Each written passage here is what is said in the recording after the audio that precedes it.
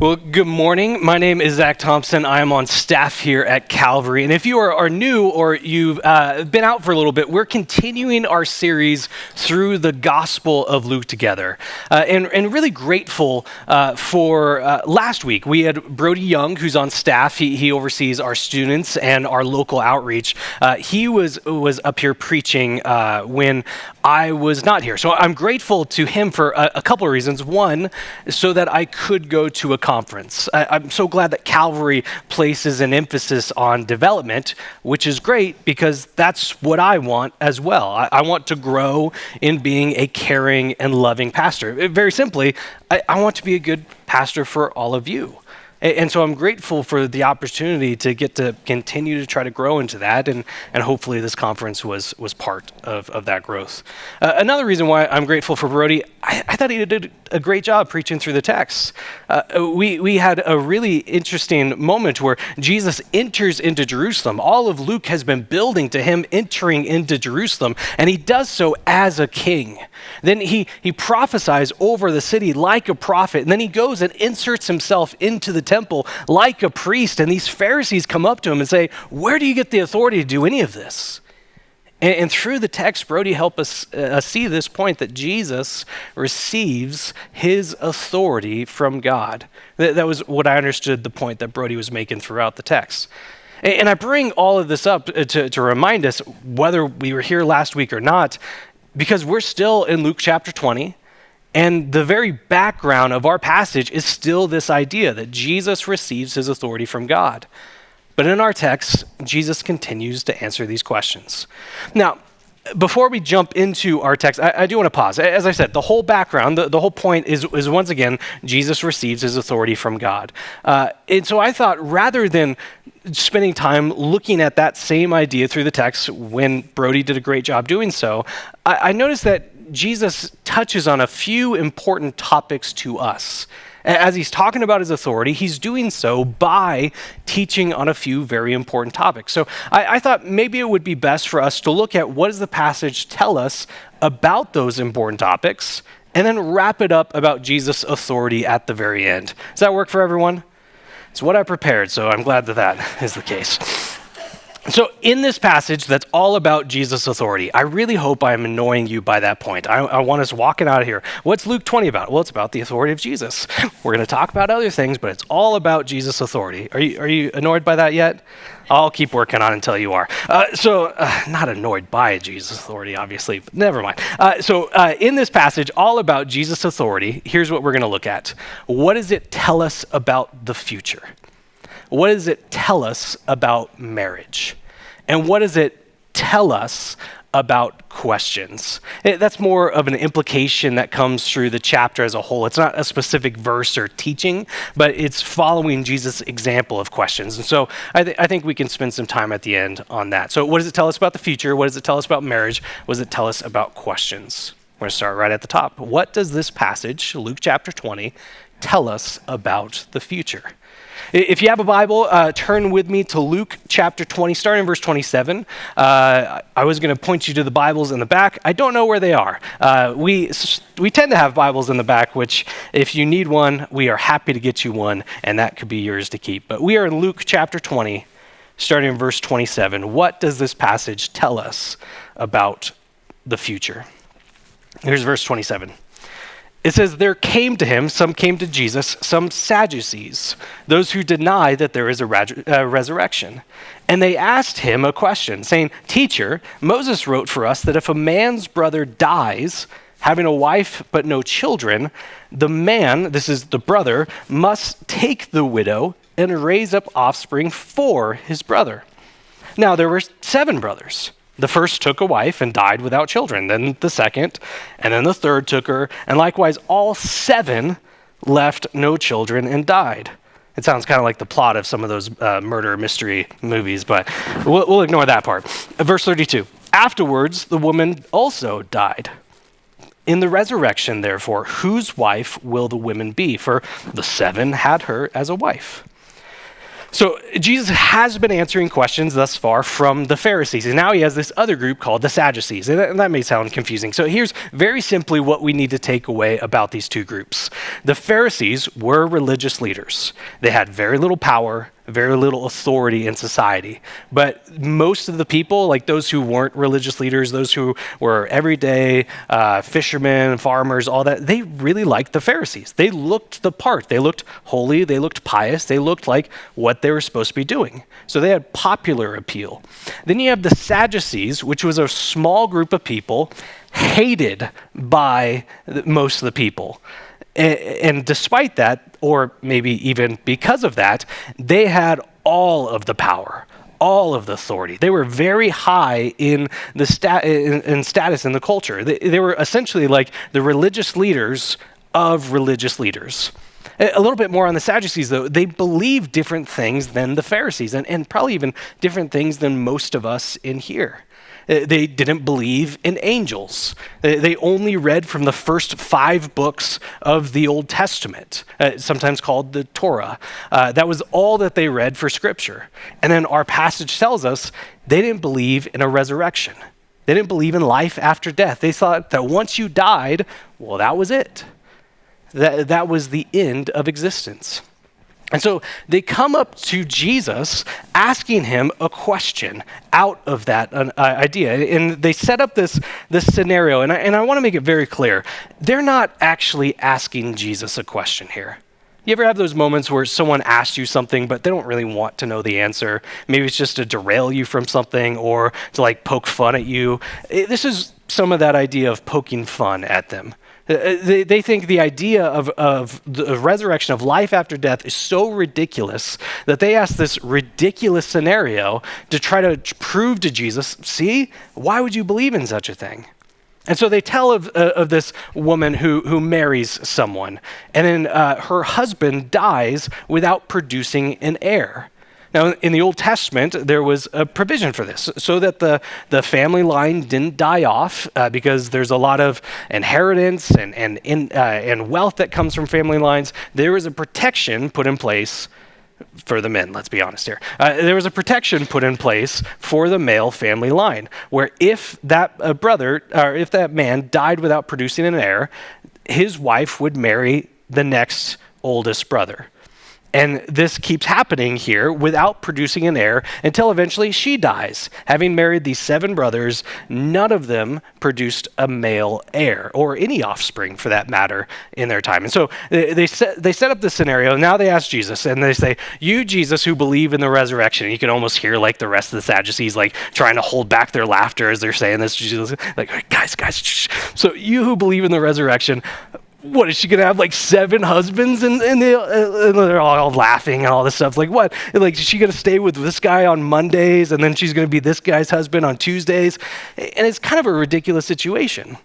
But it makes us wonder, like, yeah, what would happen? What would be the case? How would that go about? And the question that we asked of this text is, what does it tell us about the future? And it sure seems like Jesus might be up against the ropes on this one.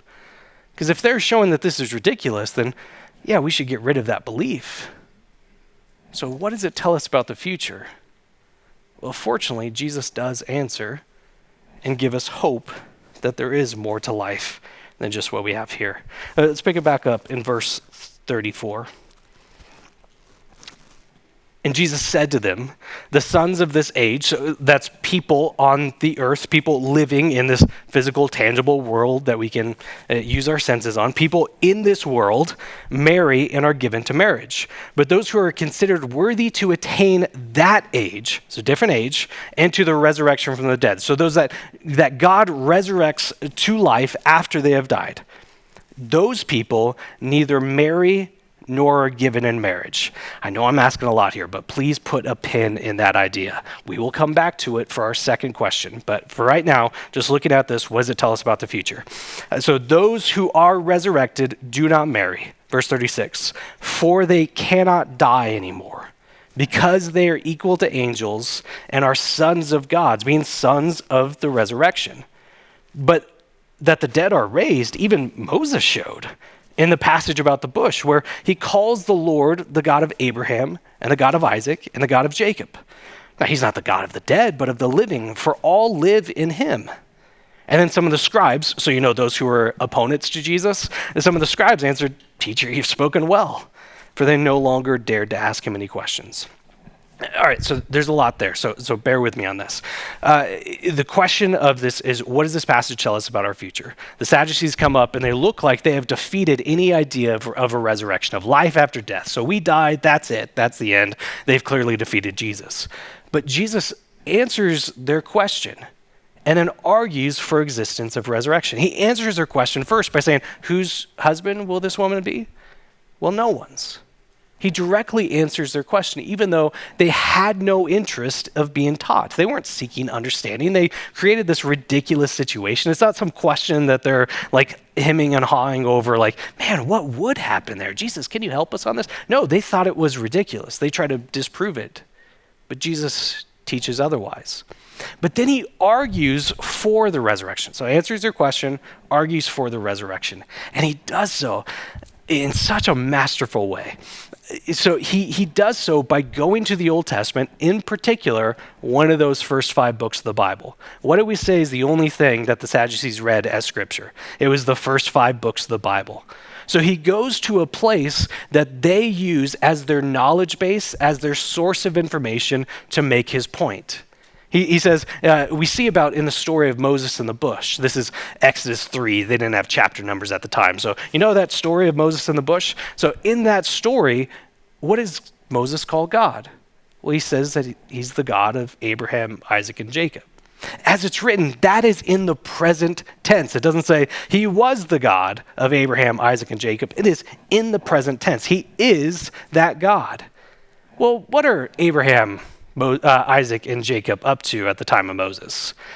They're probably completed their decaying process because they've been long dead. And so how can God, in the present tense, be the God of Abraham, Isaac, and Jacob? Well, he's the God of the living. He has raised those he has called worthy to life. He is still their God because they have been raised to new life in him. He goes to a place that the Sadducees had as their source of knowledge. And he says, even here, there is proof that there is more to life than what we can see and taste and hear and touch and smell. That there is life to come, that those who know God, that he considers worthy, are raised to life in him. It's really such a fascinating way of arguing here. And I'm making a lot of my focus on this section, on talking about the resurrection, because that is a really, really important doctrine, a really important belief to Christians. It's more than just the hope that we have for a future. That there is more to this life than the pain that we experience, or the hurts or heartbreaks or despair. That we look forward to a day when something new comes, that something that's got to be better than this comes. We look forward to a moment where our bodies are renewed when they don't seem to work like they used to, or we are given new bodies when these ones that we have never really seem to work like we wanted, or never seem to look like we wanted. That we look forward to a day where there is perfection, what Jesus calls paradise. That is hope. That is why resurrection is important to us. But more than that, resurrection is the means by which we have hope. Because how can we trust in such a future? How do we know that there's more to life than this? Have you died and been brought back to life? Do you know someone who has? Like it seems so counterintuitive. Why would we expect there to be more? Well, the reason why we can have this hope, not just that this hope exists, but the reason why we can have it, is because Jesus promised he would die. He was raised back to life, demonstrating that this is what will happen. How can we have such hope? Well, we are promised that this resurrection will come. Well, how do we know that it's real? Because it has been shown to us that Jesus has kept his word. And so it's really important that we talk about this doctrine of resurrection, because it's so important to us. That if the Sadducees are right, then yeah, there's no reason for hope. But Jesus shows, no, I will answer your question. I will argue to show the resurrection is true. I will live my life. I will die in this life. I will be raised again to demonstrate that there is hope. There is means for hope. We have the question of this passage, what does it tell us about the future? And I think there's a couple of things that we can take from this passage to understand what does the future look like? What will it be like? What will we experience? What will we be doing? And the first thing that we have in this passage is that life, this resurrected life, is more than just an extension of time. That it's not as though that we have this life that we're living right now, we die, God raises us in a resurrection, and then we just go about our life, just with more time to do it. And we see that Jesus makes this argument between those who are in this age, and it's really hard to keep track of what he's saying. He talks about the sons of this age, those who are on this world, the people that we know, that we come across, that there is a distinction between those in the age to come, those who have been resurrected. And so what's the point of all this? That there is some sort of difference between the life that we will be living after God raises us. There's not a lot of details in this passage, but it does show us that there is a distinction, that it's not just, we just get more time to keep doing what we've been doing. You know, an infinite number of times for us to shovel our front driveway, an infinite number of time for us to file taxes, an infinite number of times for us to pray that this time when I do my car registration, that it's not the time that I have to get a smog test, because I don't really know how I'm going to figure out how to work that in. No, it's not that we just get an infinite amount of time to keep doing everything that we've been doing. Certainly, there's some things that are shared between how we live now and the life that is to come. The rest of the Bible talks about work as being something that we will do. That sounds terrifying to some of you, I know. But work without the slog, without the toil, without it just feeling like we're just punching a time clock. Or for some of us, we love our work, that we see it as a gift from God, because it is. And we will continue to do that in a satisfying way. Worship is something that will continue. That we will have no less days to sing his praise. We will never run out of reasons to worship God in an infinite amount of time. That rest is something that all of us have tiredness in our lives, and finally we find a place of peace. Relationships, that we have people we care about, people that we know, people that we don't even know, that we come into contact with because we were meant for other people. All of this, we are told, continues into the age to come, all without the toil, all without the listlessness, all without the pain, all without an end to joy. And yet, despite there being some things that are similar, it's just not an infinite amount of days to keep on keeping on. It's more than an extension of time. Second thing that this passage tells us about the future is that we are like the angels. Now, a lot of different thoughts about what this might be when Jesus talks about this, but I think it's very clearly written in verse 36. It says, "For they, those who have been raised by God, cannot die anymore because they are equal to the angels." So it talks about immortality, that where does that infinite amount of time comes from? Well, we are made to be like the angels who do not die. There is no end of days anymore. Some people read this and they think that maybe we change our form to be like the angels after we die, and I do not understand where this idea comes from. Some people believe we turn into angels when we die. That's not what it's talking about. It is telling us that we are becoming immortal like the angels are. We are brought to this new life where there is no threat to the end of life anymore. There is no fear of something taking, of robbing us from life or joy or peace or a future. Third, that this is for those who are called worthy by God. Who receives this resurrection, who receives this new life? It is those who are called worthy by God. Those who trust in this salvation that Jesus brings. Those who turn to God for all of life, both now and for the future. There's so much more that we could talk about from this passage of what does the future look like, but Jesus is making clear that there is certainty that a future is coming, that there is a life that is new and yet similar. There is a life that will be inexhaustible and yet not just a blur. not just a mush, but it becomes a wonderful time of work and worship and rest and relationship. So much more that we could talk about. And this is where I'm grateful for life groups, that we can go and join other people and wrestle through this text to see what else does it talk about in the future there. But I do want to get to the next question that we have of this passage. I told you to put a pin in it, so we will come back. We are coming back to it now. What does this passage tell us about marriage? Because, understandably so, some Christian couples read that passage and say there is no more marriage, or nor are they given to marry, and that's a cause for concern. Others see it as a time for rejoicing. Look, I said, till death do us part. I am giving you nothing more than that. And if that's you, I would love to grab coffee and just see how things are going at home. I'm very willing to do that. But for those who see this as a topic of concern or even wonderment, what do we learn about marriage from this passage? Well, we talked about in the first thing that we learned about the future, that life is more than just an extension of time, that there are things that we have in our lives right now that will stop, that will cease to be in this future time, in this age to come. And there's a lot of rejoicing that comes from that, right? Like every bit of brokenness that's within me, every bit of sorrow, that will cease to exist. But there's also some good things that we have, like marriage, like close friendships. Not close friendships, like marriage, that it's talked about here will cease to exist. And that's the question, right? It's something good. It's something that God has created and given to us as a good. That all people are valuable because they are created in the image of God, and yet we are not able by ourselves to fully reflect the complexity of our God.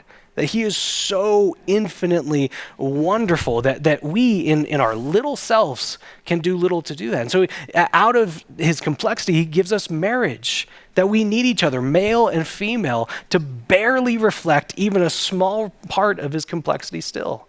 And yet he gives us this relationship so that we can mirror this relationship that he has. And so if God has given us all of this, why would he take that away? Why would he stop that? I have a couple things here. One, I think the point that's being made in our passage talks about that we don't die anymore, so there's no more need to create life as well. So marriage ceases because of a lack of a need for procreation or the potential of procreation. And so I think that's part of it in the passage. But I think the rest of Scripture gives us a little bit of a fuller answer. That in the lives that we have here, we are limited in showing care to other people.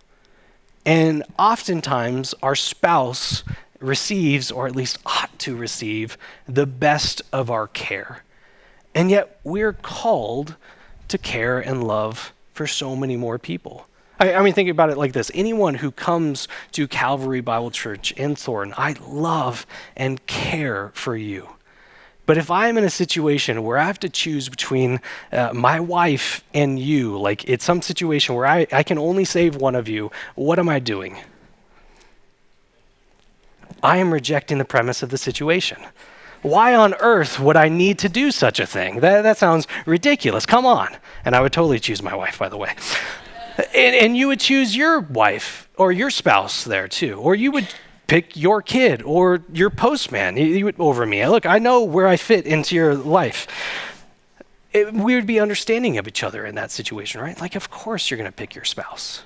Like, that's the highest relationship that you have, of course. But should that be the case? Should I always automatically be so closed off to other people that one relationship gets the best of me, or a few relationships gets the best of me at all times to the neglect of others? That when we read about who we are called to love and care for, love your enemy, love your neighbor as yourself.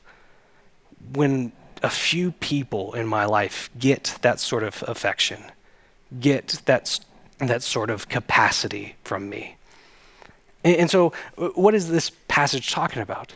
It's talking about that in this new life that we're come, the limitations that we have to show care towards other are gone. The sin that impacts us, that makes us so narrow-minded and so narrow-focused is gone. And all the while, our affections are heightened. Our love, our capacities are heightened.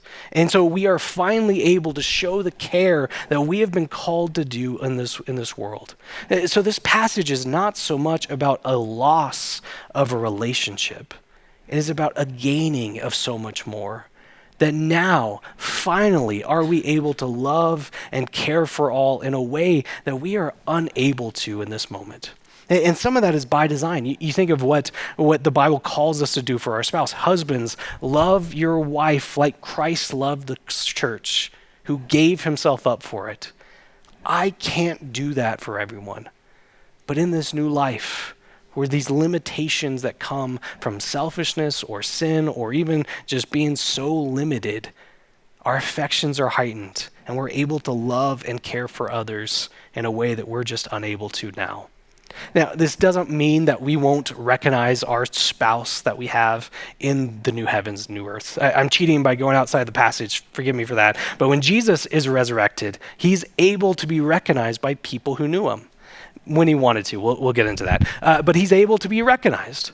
And who does he go and spend time with? Well, it's those that he had relationship before he was resurrected. One of the greatest joys of my life, one of the biggest gifts that I have is being able to worship alongside my wife. And I hardly believe that I will do anything else for eternity to come. It doesn't mean that we won't see our spouse, and it doesn't mean that those relationships aren't important. It is about so much more of what we gain than what we lose. That we are finally able to love as we are called to, which is to love all. Now, this doesn't mean that marriage isn't important. We can read this and say, well, marriage is going away, so clearly it doesn't matter. That's not true. We had a wedding in this room yesterday, and we clapped without reservation at the end of it. Marriage is such a beautiful gift to us. It is a picture of how we join together as we are meant to be in community. It is a picture for us of Jesus' love for you, that his love is described as that of a husband for a wife. It is a place for us to grow in likeness to God. One of the most harrowing and memorable quotes that I have, Gary Thomas writes in a marriage book, he says, "A marriage is designed to make us holy more than it is to make us happy." Those aren't mutually exclusive, by the way. Like if someone's very angry at you all the time, but you're growing in Christ likeness, maybe you're not growing in Christ likeness. But marriage is designed to make us holy, to help us grow in God's likeness in that. Marriage follows this picture of Jesus' love and commitment for us, and not just marriage as well. I know not everyone in this room is married, and I've been talking a lot about it. In my defense, it's in our text, and so of course I'm going to talk a lot about it. But I do know that the church has done a disservice by not focusing on those who aren't married. That we have close friendships as well, which are the embodiment of how we are meant for community. That in these relationships, that these are ways for us to demonstrate care and affection for other people, that we can grow in love for one another. But here's what I think is going on in the passage. Marriage is so good and important. Friendships are so good and important. But shouldn't that make us crave more? Shouldn't that make us anticipate all the more when we can love in the way Jesus calls us to love, that we can be one in the way Jesus prayed for us to be one? The relationships that we have, should we be content that this is all I need for eternity? Or should that be an appetizer for us to join in relationship with those who profess the name of Jesus for eternity to come? I think that's what's being gotten here too. It's not a loss of a relationship, but it is a gaining of so much more when we are finally realized in the age to come for those who are resurrected.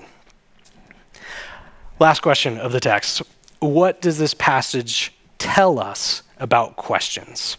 Now, as you read over Luke chapter 20, there are questions all over the place throughout it. It starts with the Pharisees coming to Jesus with a question. Where do you get the authority to do this? And Jesus doesn't answer them because they don't really want to know the answer. But then he tells a parable where he answers that question, despite not answering it to begin with. But he does so in a way that diffuses the situation. Then he's asked a question about how do you handle money? And he does so in a very straightforward but beautiful way.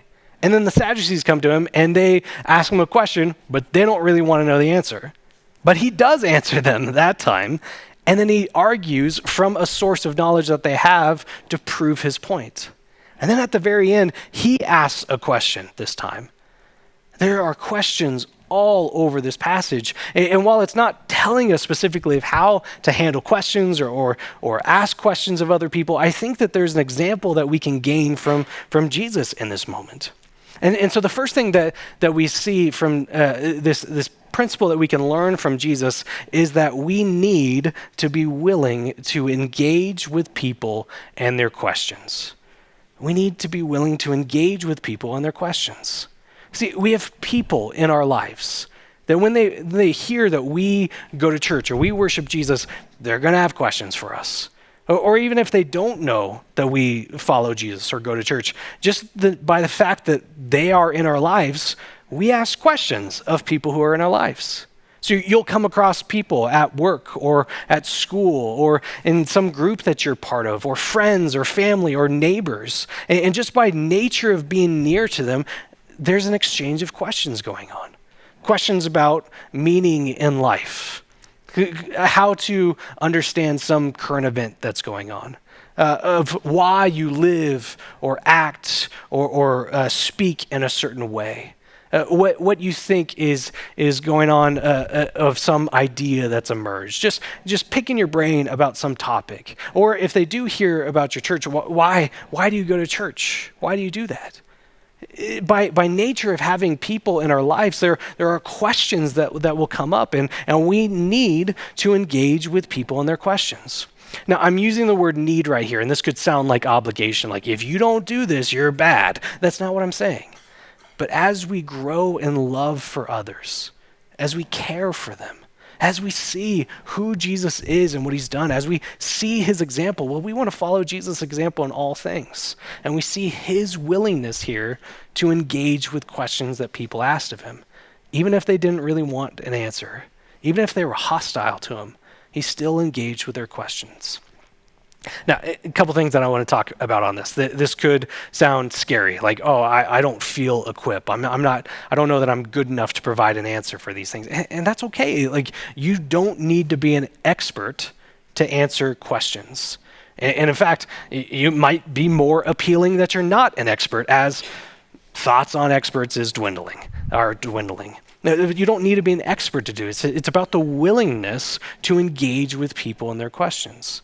This may sound hard because sometimes people ask questions and there's a lot of things going on. They said this wrong thing about God. Do I need to engage with that right now? It's like, no, we just need to be willing to focus on what their need is in that moment. I mean, you think about Jesus as he's being asked these questions. He doesn't deal with every issue that's brought to him. He doesn't deal with every concern, every bit of an argument. He focuses on what their need is and addresses that. This doesn't mean that it will stop being scary. Every time that I'm interacting with people and there's questions, there's a part where I'm feeling scared. I put far too much pressure on myself that it has to be perfect, that if I mess up right here, I'm going to mess, or that it goes against every bit of my introvert nature where I just want to retreat into myself. And so in these moments, we remind each other of who Jesus is, of what he's done for us, of who he calls us to be. And I think the best thing that we have is those reminders. What has Jesus done for you? What was your life like before? How has he changed you? And it's the answer to those questions that I think are the best answer to any question that we might be asked. How can you believe in such an archaic system that says this thing? It's a fair and honest question. How can you believe in a God when this is happening in this world? That is a fair and honest question. And how can I do so? Because I've seen God do this in my life. How can I trust in him? Because this is how I've seen him change my life. It's not addressing the specific need. You don't have to be an expert on world events or anything that's going on. You just need to know What has God done for you? And the answer to that question is often more powerful than anything else that we can provide. We need to engage with people and their questions. Second bit on questions, we need to be willing to ask questions back. We see Jesus at the end of this. He's asked multiple questions from the Pharisees and then the Sadducees, and then he asked them a question in turn. And even just simple questions that we could be asking people. What makes you happy? Are you happy?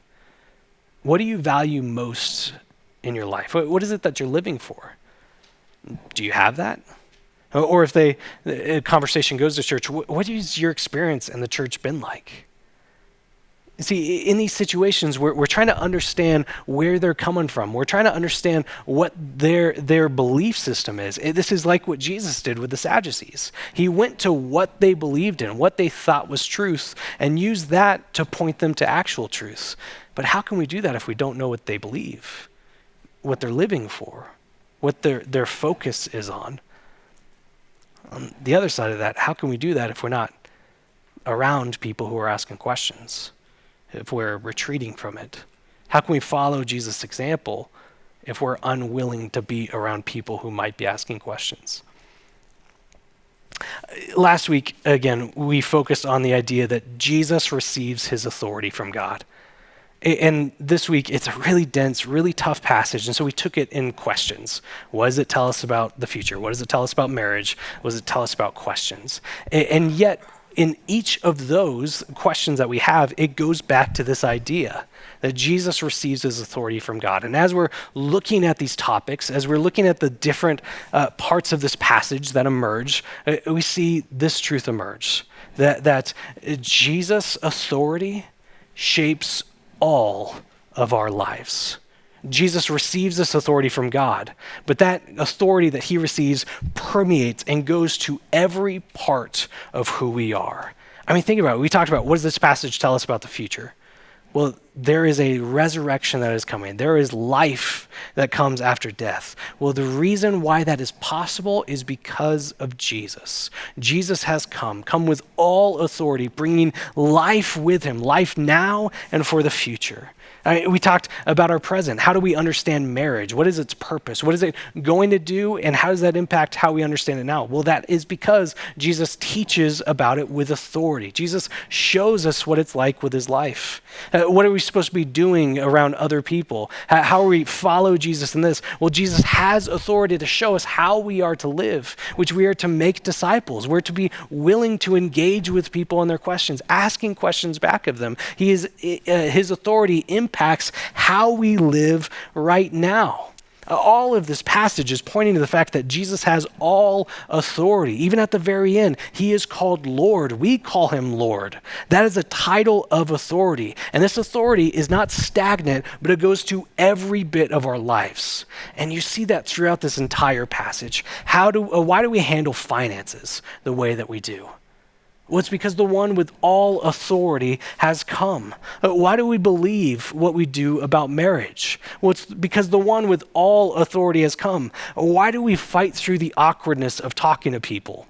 Which I could probably just stop the sentence right there for some of us in here, but I'll keep going. Why do we fight through the awkwardness of talking to people about Jesus? Well, it's because the one with all authority has come.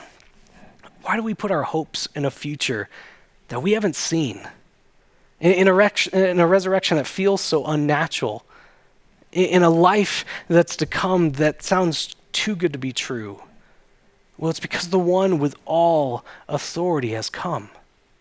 We see in this passage that it's so drenched in the authority of Jesus, pointing back to that truth over and over again. And what we see as we look at our lives, as we look at our future, that too is drenched with the authority of Jesus, that he calls us how to live. He points to us the way, that we are shaped now, we are shaped forever because of the fact that the one with all authority has come.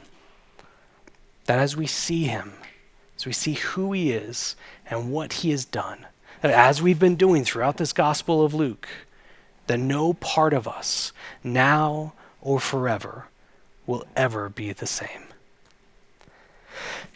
We are offered an opportunity to continue to reflect on this Jesus through the taking of communion. That as we do so, we are reminded about this life that is to come, this resurrection, because Jesus has died on our behalf.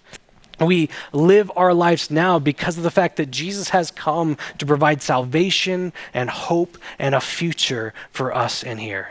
And in taking communion, we hearken back to before Jesus died. He was with his disciples, having a meal with them, and saying exactly what it was that was about to happen, that this was no accident. He was at this meal, and he took the bread that was there, and he said, "This is my body, broken." He was pointing to the fact that he would go to the cross and die, take the punishment for sin for all of us who are in rebellion to God, take that upon himself. Well, how can we trust in such a thing? Well, he took the cup next, and he said, "This is a new covenant by my blood." How do we trust in a promise? Well, he's saying the means of trusting in it is through my blood. That this isn't something you have to hope some new thing comes, like now we can finally trust in it. No, the means of the promise and the promise itself were fulfilled on the cross.